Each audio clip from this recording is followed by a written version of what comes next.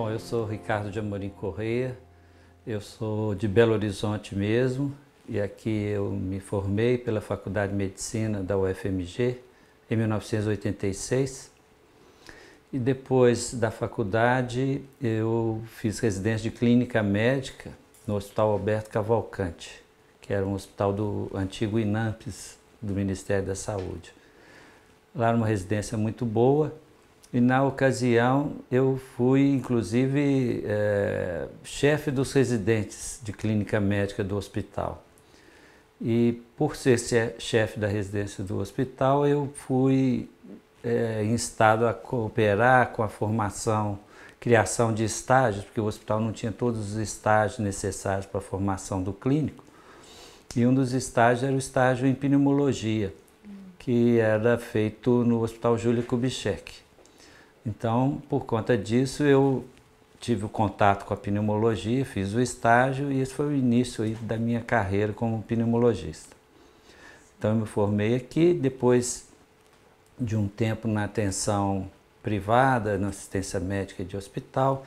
Eu trabalhei no Hospital Madre Teresa, onde eu fui coordenador da unidade de terapia intensiva, junto com outros colegas.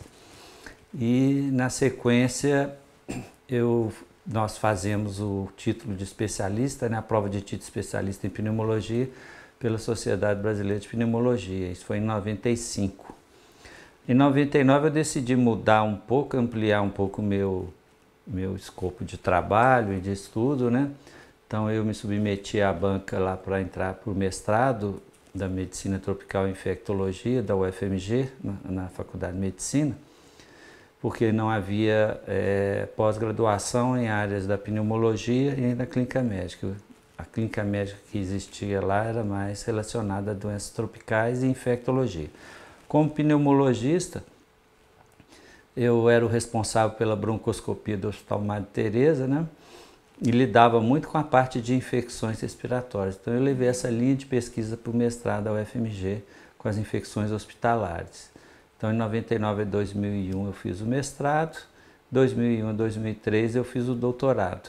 Então, eu alcancei o título de doutor pela Faculdade de Medicina da UFMG. Aí, na sequência, logo que eu terminei o doutorado, veio o concurso para professor da faculdade. Aí eu me candidatei, né, e passei como professor adjunto, né? A gente entra como adjunto com doutorado. E lá eu cursei minha carreira acadêmica, chegando a professor titulado. Eu entrei em 2004. 2004. Eu terminei o doutorado em dezembro e em abril de 2004 teve o concurso, né? E em julho de 2004 eu comecei a carreira docente. Aí lá a gente passa por vários níveis, né? Sim. De 2 em 2 anos há uma avaliação, né? Para você mudar de nível, adjunto. 1, 2, 3, 4, associado 1, 2, 3, 4, de 2 em 2 anos, né, e depois titular. Então, em 2022, eu passei no concurso para professor titular da faculdade, que é o último grau, né, da carreira lá.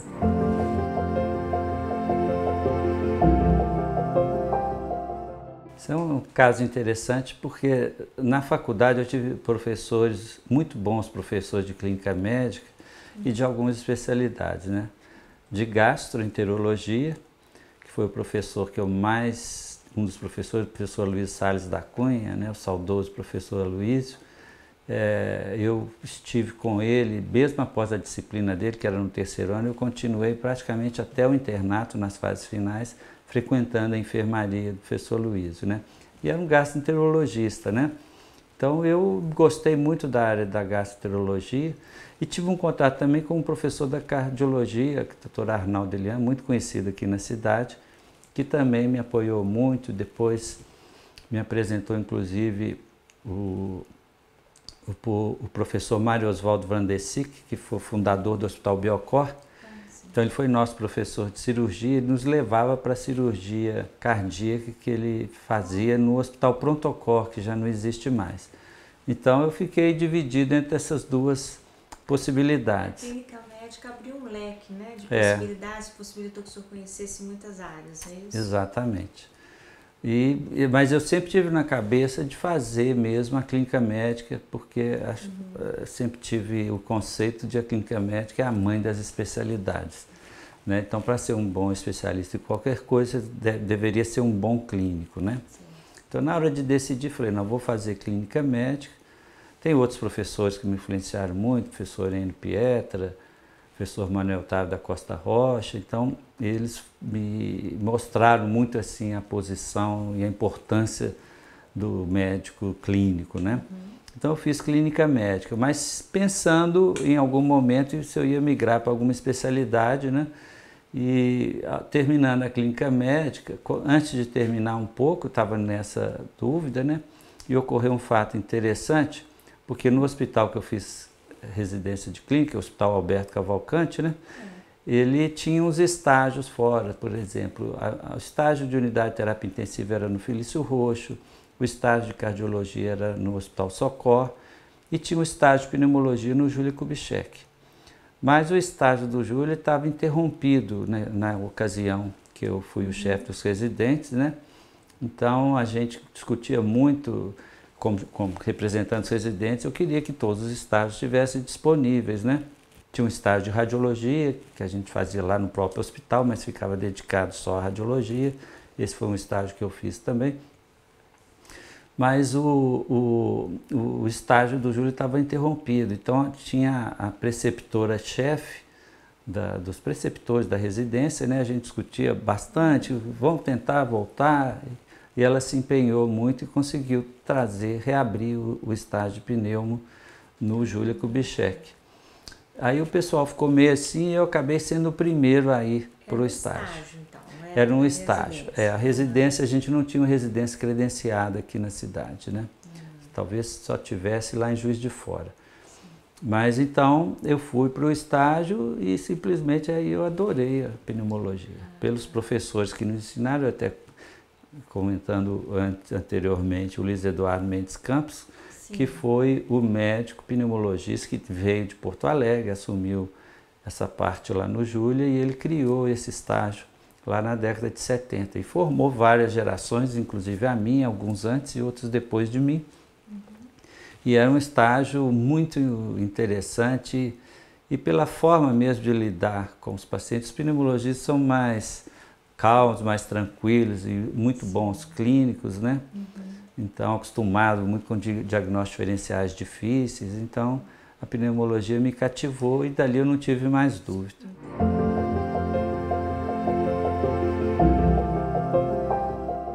Nós começamos a atuar como pneumologistas e aí no início da década de 90, né, o Hospital Madre Teresa, a gente, como eu já era intensivista lá no Madre Teresa e de outros hospitais, eu fui professor das Ciências Médicas, trabalhando na UTI do Hospital São José e no Hospital Nossa Senhora das Graças em Sete Lagoas, são bons hospitais e com uma terapia intensiva muito forte.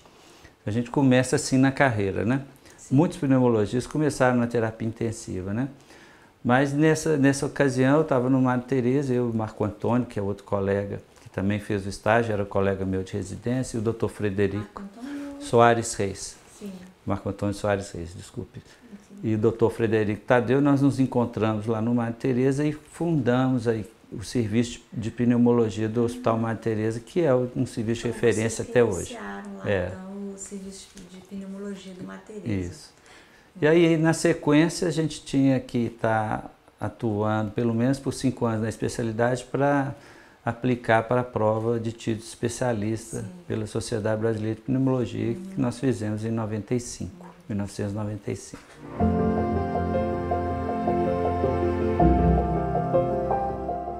Então, como eu fui admitido como professor, né, adjunto, eu segui a carreira, abracei ela completamente, né?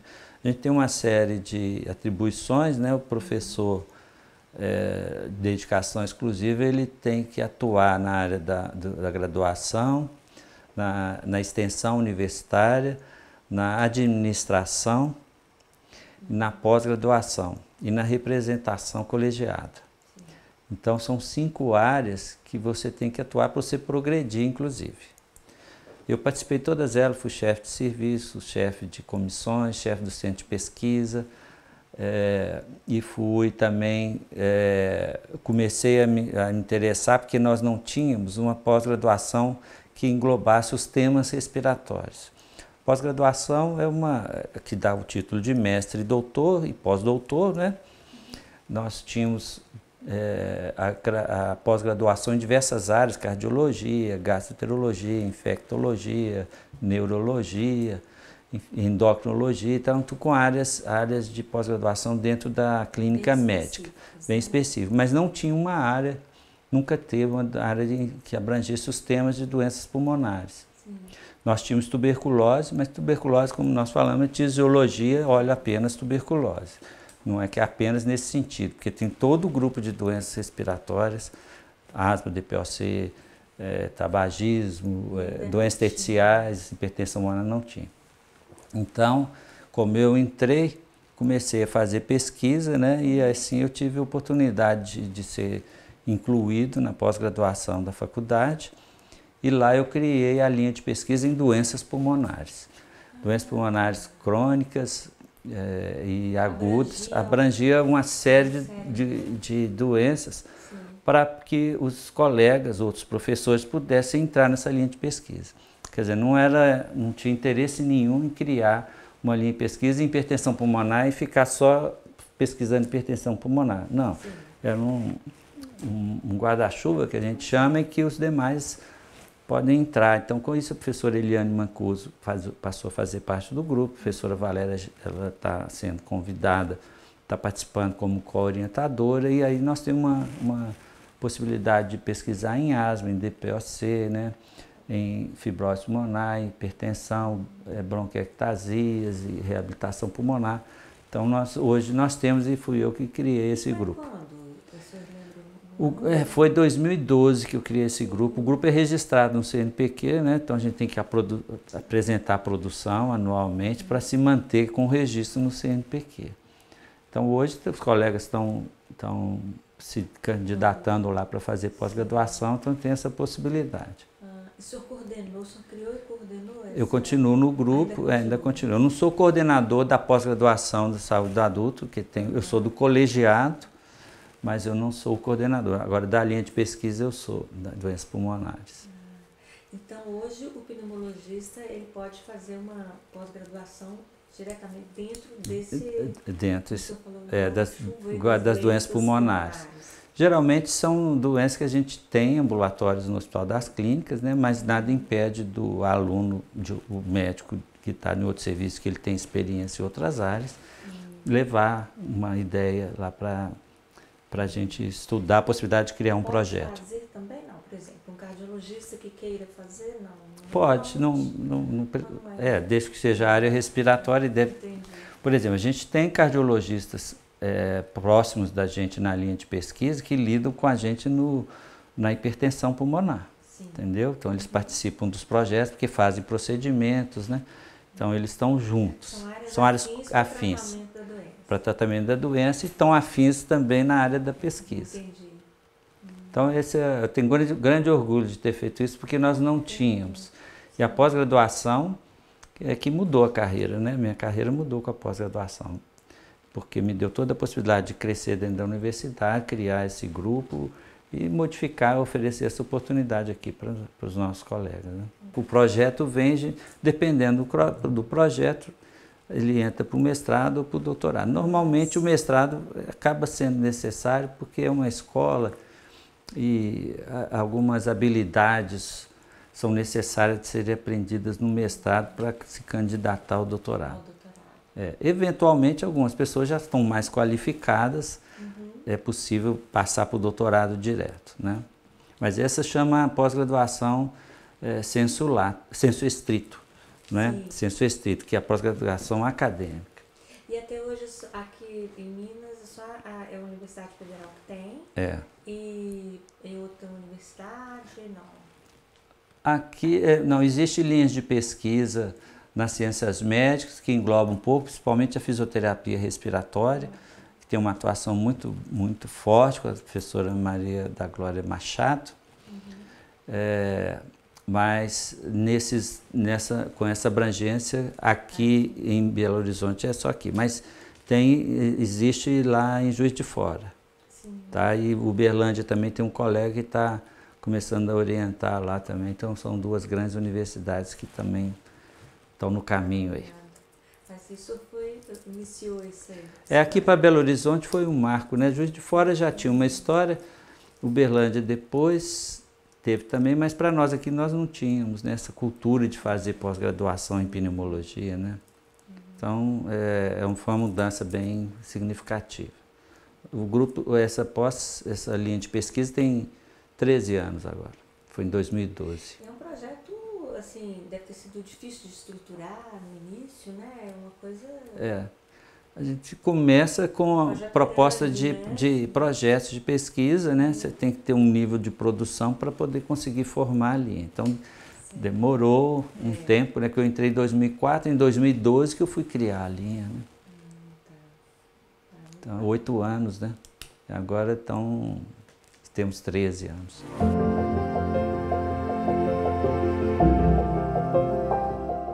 A avaliação de doenças pulmonares, essa disciplina de pneumologia, ela veio da tisiologia, né? Mas muito em função mesmo da tuberculose, porque é uma doença mais prevalente, vamos dizer assim, ou mais ameaçadora, prevalência alta, com muito impacto, contagiosa e com muito impacto, né? Historicamente, as pessoas morriam cedo de tuberculose, né? Não tinha muito... O tratamento era, nas décadas de 50 e 60, ainda era meio restrito, muito droga injetável, então difícil, né? De longa duração, então os pacientes, a adesão era mais difícil ainda para os pacientes, então o tratamento às vezes não alcançava o sucesso, né, de cura, né? Mas com o evoluir do tratamento da tuberculose, passando para a medicação oral, e com isso a necessidade de internação foi reduzindo também, porque a maioria dos pacientes não precisavam ser internados, né? Antigamente tinha que ser internado todo mundo, né? Que afastava, eram os sanatórios afastados, cidades aí que eram cidades sanatório, enfim.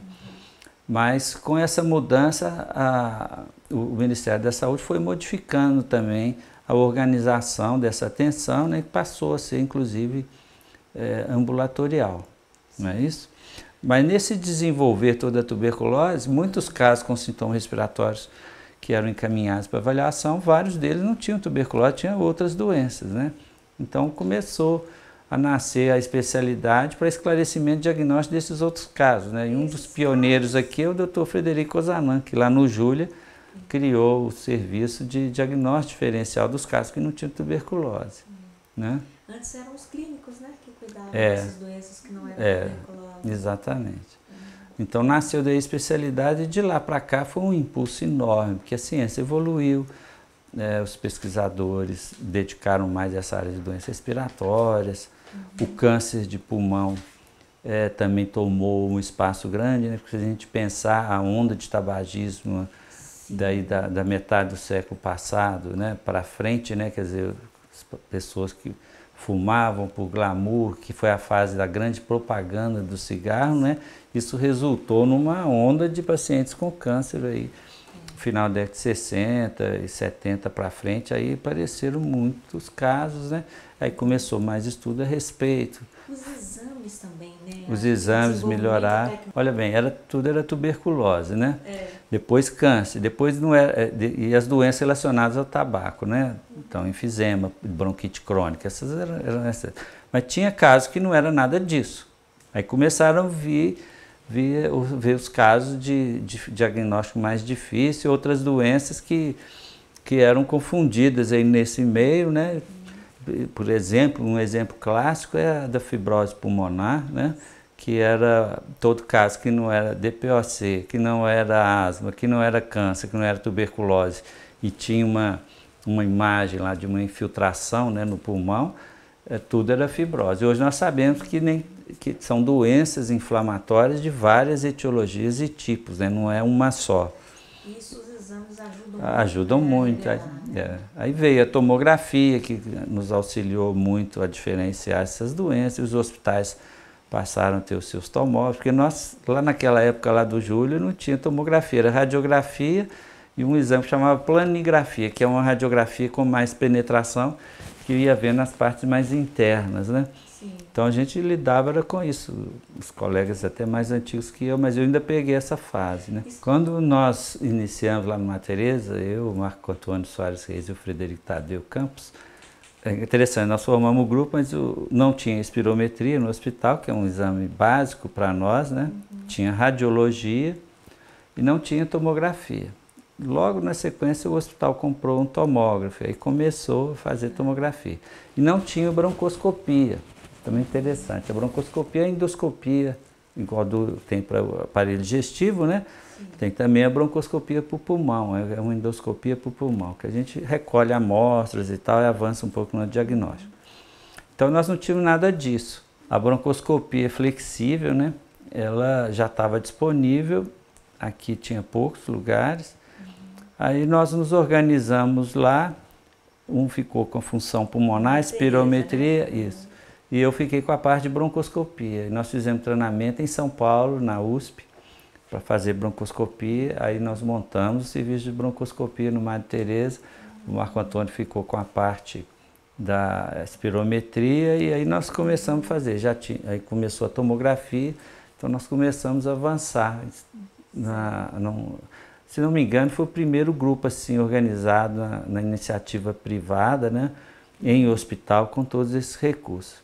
E aí veio o cirurgião torácico também, que tinha um cirurgião que começou conosco, depois veio um outro, aí a gente expandiu bem tudo lá no Madre. O senhor passou pelo Júlia também? O Júlia eu fiquei logo depois do estágio, eu fiquei para mais uns 2, 3 anos lá, a gente tinha um contrato administrativo, né? Sim. Até em 93, que eu fiz o estágio em 88, em 93 eu saí do hospital, porque aí eu fiquei mais no Madre Teresa, e daí a pouco eu fui fazer a pós-graduação, então não tinha mais tempo para dedicar lá.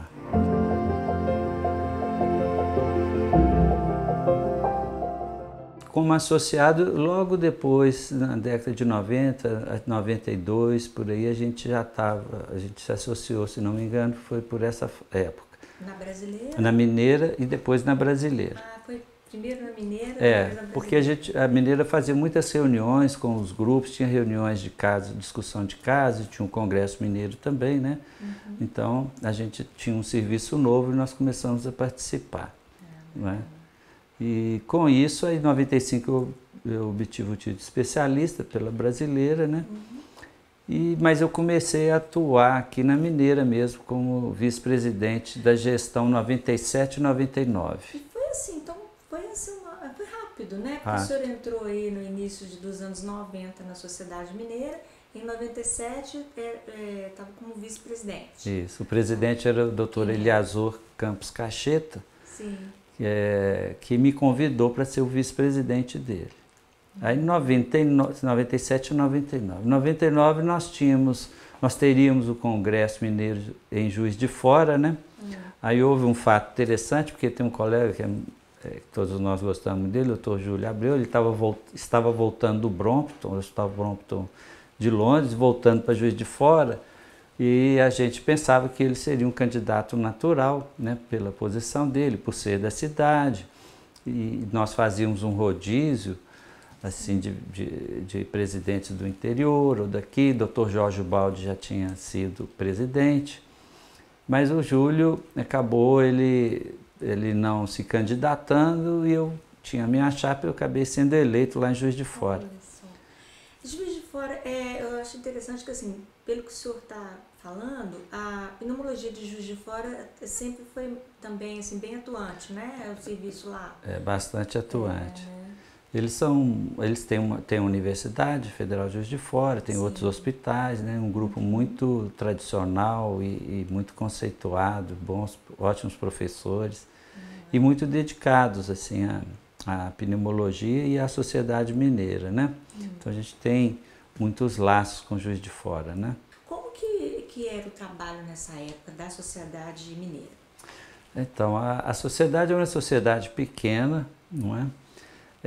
A sede era também na Associação Médica, mas era interessante que era o seguinte, a Associação Médica tinha uma sala de secretárias que atendiam a todas as sociedades. Sim. Então era misturado. Uma sociedade, uma secretária atendia 3, 4 sociedades, né? E então não tinha uma pessoa jurídica formada e nem... Não tinha? Não. Era meio atrasada, estava meio desatualizada, né?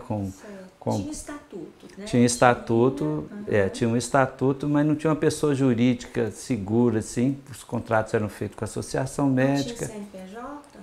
Tinha o CNPJ, mas eu não sei se ele estava desativado. Sim. O que aconteceu? Na gestão de 97 a 99, o doutor Eliazor, que era o meu presidente, ele pegou essa parte toda jurídica e civil da sociedade e organizou completamente. Inclusive, colocando um contador específico para a sociedade mineira.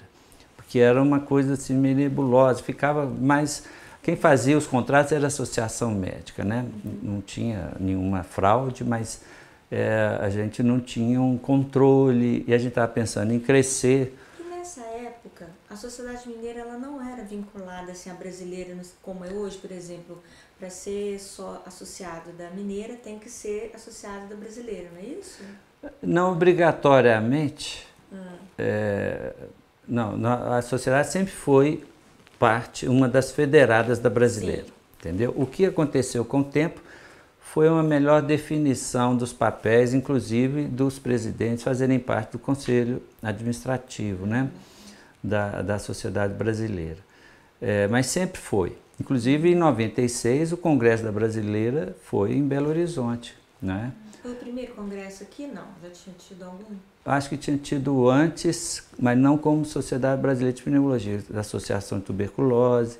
Teve um em Juiz de Fora também? Juiz de Fora foi do início, foi de 99.